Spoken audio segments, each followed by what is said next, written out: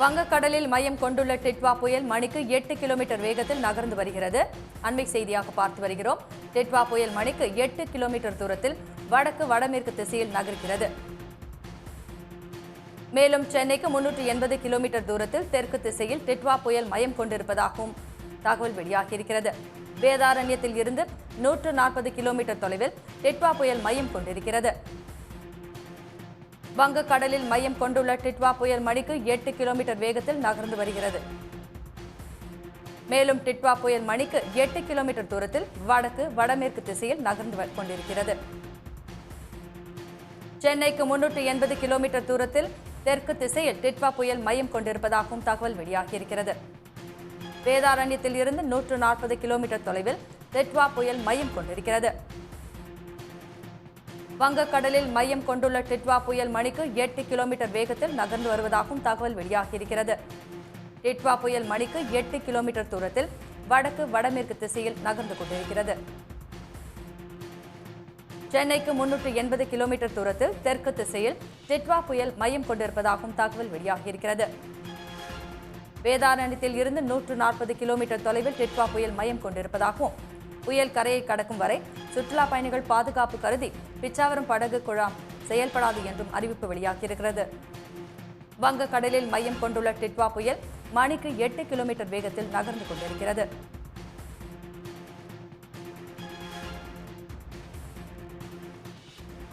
டிட்வா புயலானது சென்னையிலிருந்து 380 கிலோமீட்டர் தூரத்தில் தற்போது மையம் கொண்டிருக்கிறது. இது 8 கிலோமீட்டர் வேகத்தில் நகர்ந்து வருவதாக சொல்லப்பட்டிருக்கிறது. வேதாரண்யத்திலிருந்து 140 கிலோமீட்டர் தொலைவில் இந்த புயல் மையம் கொண்டிருக்கிறது. தொடர்ந்து வடக்கு வடமேற்கு திசையில் நகரக்கூடிய இந்த புயல் வட தமிழ்நாட்டின் கடலோரத்தை ஒட்டி செல்லும் என்றும் தகவல் வெளியாகியிருக்கிறது.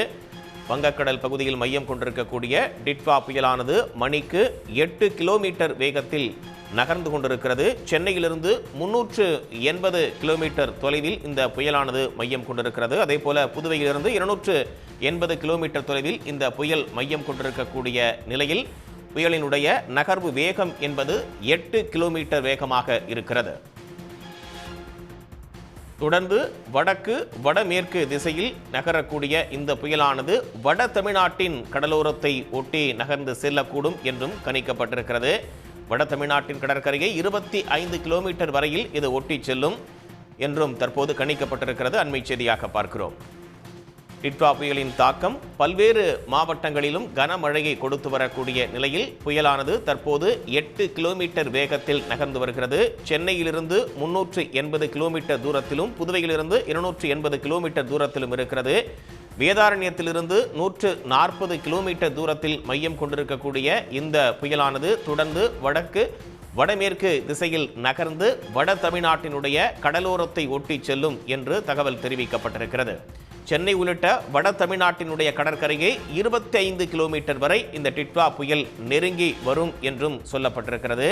புயல் எச்சரிக்கையை தொடர்ந்து முன்னெச்சரிக்கையாக தமிழ்நாடு அரசின் தரப்பில் அனைத்து நடவடிக்கைகளும் முன்னெடுக்கப்பட்டிருக்கிறது. பொதுமக்களுக்கும் பல்வேறு அறிவுறுத்தல்கள் என்பது கொடுக்கப்பட்டிருக்கக்கூடிய நிலையில் சென்னைக்கு 380 கிலோமீட்டர் தூரத்தில் இந்த புயலானது தற்போது மையம் கொண்டிருக்கிறது. அதே போல வேதாரண்யத்திலிருந்து 140 கிலோமீட்டர் தொலைவிலும் புதுவையிலிருந்து 280 கிலோமீட்டர் தொலைவிலும் இந்த டிட்வா புயலானது தற்போது மையம் கொண்டு தொடர்ந்து நகர்ந்து வருகிறது. இந்த புயலினுடைய காற்று நகர்வு வேகம் என்பது 8 கிலோமீட்டர் வேகமாக இருக்கிறது. சென்னை உள்ளிட்ட வட தமிழ்நாட்டின் கடற்கரையை இது 25 கிலோமீட்டர் வரை இந்த டிட்வா புயலானது ஒட்டி நகர்ந்து செல்லும் என்றும் இன்று நள்ளிரவு முதல் வட தமிழ்நாட்டின் கடற்கரை ஒட்டி டிட்வா புயல் நகரும் என்பது தற்போது கிடைத்திருக்கக்கூடிய கூடுதல் தகவல். நாளை மாலை இந்த புயலானது சென்னையை நெருங்கும் என்று தெரிவிக்கப்பட்டிருக்கிறது. நாளை மாலை சென்னையை நெருங்கக்கூடிய வாய்ப்பு இருப்பதாக தற்போதைய சூழல்ல இந்த புயலானது கணிக்கப்பட்டிருக்கிறது.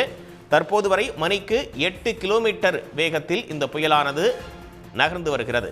இன்று மாலை சென்னையில் மழை அதிகரிக்கும் என்றும் புயல் வட தமிழ்நாட்டில் நெருங்குவதால் நாளை சென்னை உள்ளிட்ட மாவட்டங்களில் கனமழை பெய்வதற்கான வாய்ப்பு என்றும் டெல்டா மாவட்டங்களில் மழை பெய்து வரக்கூடிய நிலையில் இன்று மாலை அல்லது இரவு முதல் சென்னை திருவள்ளூரில் மழை அதிகரிக்கக்கூடிய வாய்ப்பு இருக்கிறது. புயல் வலு குறைந்தாலும் நாளை தமிழ்நாட்டில் வட கடலோர மாவட்டங்களில் கனமழைக்கு வாய்ப்பு இருப்பதாகவே கணிக்கப்பட்டிருக்கிறது. டிட்வா புயலானது தொடர்ந்து மணிக்கு 8 கிலோமீட்டர் வேகத்தில் நகர்ந்து வருகிறது. தொடர்ந்து வடக்கு வடமேற்கு திசையில் இந்த புயலானது நகர்ந்து வரக்கூடிய நிலையில் சென்னையிலிருந்து 380 கிலோமீட்டர் தூரத்தில் இந்த டிட்வா புயலானது மையம் கொண்டிருக்கிறது. அதே போல புதுவையிலிருந்து 280 கிலோமீட்டர் தொலைவிலும் வேதாரண்யத்திலிருந்து 140 கிலோமீட்டர் தொலைவிலும் இந்த டிட்வா புயலானது மையம் கொண்டிருக்கிறது. தொடர்ந்து வடக்கு வடமேற்கு திசையில் நகரக்கூடிய இந்த புயல் வட தமிழ்நாட்டினுடைய கடலோரத்தை ஒட்டி செல்லும். அப்படி 25 கிலோமீட்டர் தூரம் வரை சென்னை உள்ளிட்ட வட தமிழ்நாட்டினுடைய கடற்கரையை 25 கிலோமீட்டர் தூரம் வரை ஒட்டி நகரும் என்றும், இன்றிரவு நள்ளிரவு முதல் வட தமிழ்நாட்டின் கடற்கரையை ஒட்டி டிட்வா புயல் நகரும் என்றும் கணிக்கப்பட்டிருக்கிறது.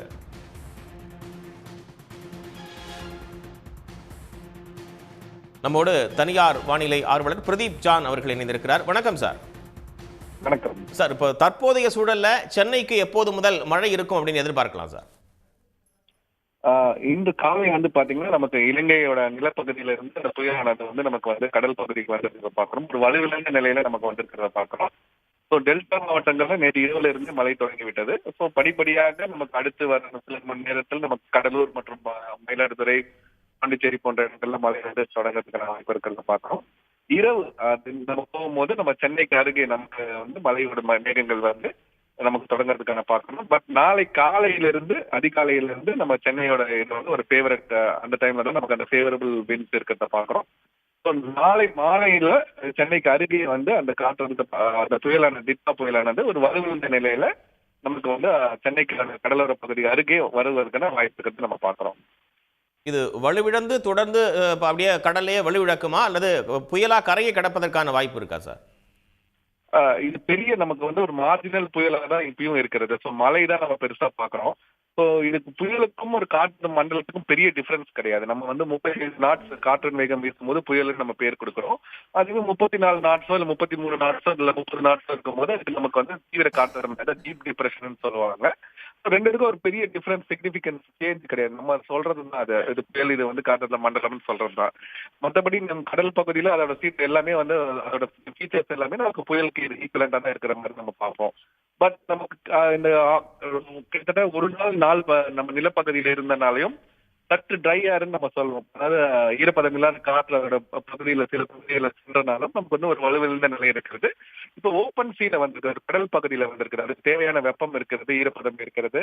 இதெல்லாம் கொஞ்சம் அடுத்து ஒரு வருகின்ற 12 மணி நேரம் கொஞ்சம் இன்டென்சிஃபிகேஷன் ஆகும். மறுபடியும் சென்னைக்கு அருகே வரும்போது கொஞ்சம் ஒரு வீக்கெண்ட் ஸ்டேட்ல நமக்கு இருக்கிறத பாக்குறோம். ஸோ மழை தான் நம்ம பாக்குறோம். ஸோ அது பேரலாக நம்ம கோஸ்ட் அப்படின்னு டெல்டா பகுதியில இருந்து அப்புறம் கடலூர், அப்புறம் பாண்டிச்சேரி, அப்புறம் சென்னை அந்த பேரல் கோஸ்டா அது நகர்ந்து வரனால நமக்கு அந்த கடலோர பகுதி மாவட்டத்துல எல்லாமே மழையை தான் நம்ம பெருசா பாக்குறோம். காற்றோட வேகம் இது அப்படியே கரையை கடந்து கஜா புயல் மாதிரியோ இல்ல வண்டா புயல் மாதிரியோ இல்லாட்டி தானே புயல் மாதிரியோ அதிக காத்து புயல் வேகம் கொண்ட புயல் கிடையாது. ஸோ மழை நிறைந்த புயலை நம்ம பாக்குறோம்.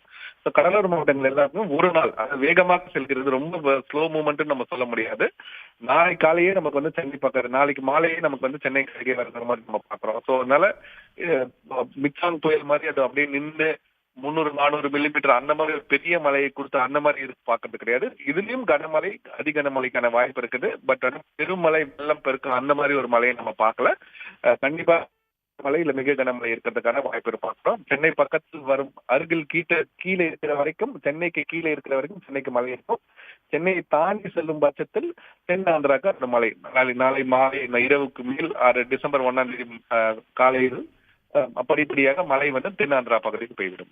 இன்று இரவு நாளை இரவு வரைக்கும் சென்னையில எத்தனை சென்டிமீட்டர் மழையை நம்ம எதிர்பார்க்கலாம் சார்? எவ்வளவு பெய்யும் கணிக்க முடியுமா? நம்ம குவாண்டம் தான் நம்ம எக்ஸாக்ட் அப்படின்னு சொல்ல முடியாது. நம்ம ஒரு நீங்க கேட்கறதுனால ஒரு 15 சென்டிமீட்டர் 150 மில்லிமீட்டர் வரைக்கும் நம்ம ஒரு கன்சர்வேட்டிவா பார்க்கும்போது நம்ம எதிர்பார்க்கலாம்.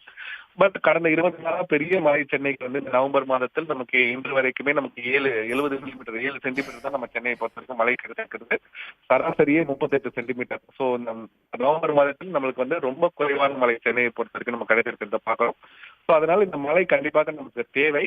ஸோ இது வெள்ளமா மாறிவிடுமா, எல்லா கண்ட்ரிலையுமே வெள்ளமா மாறிவிடுமான்ற ஒரு நச்சம் வேண்டும். கண்டிப்பா கொஞ்சம் அங்க லோ லைங் ஏரியாஸ்ல வாட்டர் ஸ்டாக்னேஷன் அந்த மாதிரி இருக்கும். பட் கண்டிப்பாக இந்த மழை நமக்கு தேவை. ஏன்னா குறைவான மழை கிடைச்சிருக்கிறது. ஸோ கிரவுண்ட் வாட்டர் இம்ப்ரூவ்மெண்ட் இதுக்கு எல்லாருக்குமே இந்த மழை கண்டிப்பாக நம்ம தேவை. இது ஒரு அச்சப்பட வேண்டிய விஷயமா நம்ம பார்க்க வேண்டாம். கண்டிப்பாக இந்த ஒரு நாள் மழை நமக்கு சென்னைக்கு தேவைன்னு நம்ம பார்க்கிறோம். நன்றி சார் இணைந்தமைக்காக. உடனுக்குடன் செய்திகளை தெரிந்து கொள்ள சன் நியூஸ் பெல் ஐகானை கிளிக் பண்ணுங்க.